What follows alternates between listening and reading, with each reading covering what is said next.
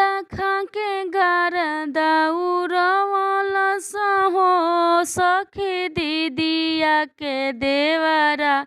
जरदा खाके गारदा उड़वलस हो सखी दीदिया के देवरा। धई बहिया हो रलिस पियवलख हो सखी दीदिया के देवरा।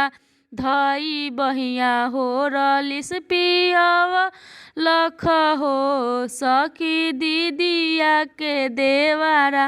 जरदा खाके गारदा उड़वलख हो सखी दीदिया के देवरा।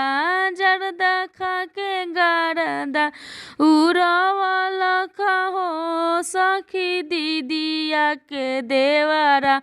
नया नया माल जो हंस नया नया साल में।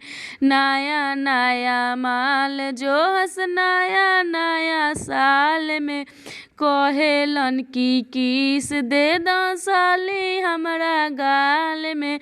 कहेलन की किस दे दो साली हमरा गाल में।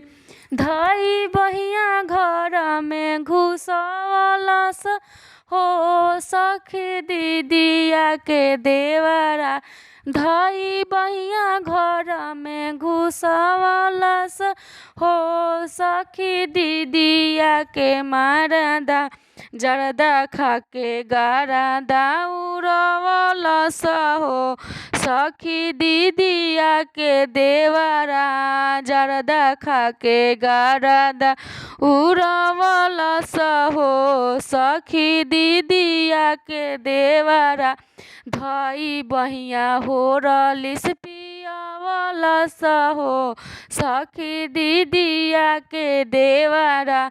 धई बहिया हो रलिस पियवलस हो सखी दीदिया के देवरा। जरदा खाके गारदा उड़वलस हो सखी दीदिया के देवरा। जरदा खाके गारदा उड़वलस हो सखी दीदिया के देवरा। धई कवरिया में हो रलिस पियवलख हो सखी दीदिया के देवरा।